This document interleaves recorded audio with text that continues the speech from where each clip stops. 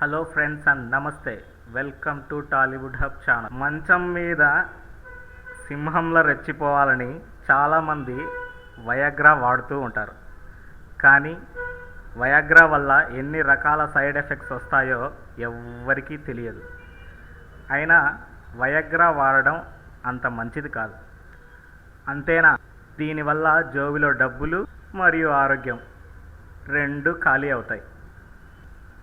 అందుకే వయాగ్రా వాడకుండా ఒక చిన్న చిట్కా ఉంది. ఇది చాలా సింపుల్ మరియు ఎంతో సులువుగా వాడుకోవచ్చు.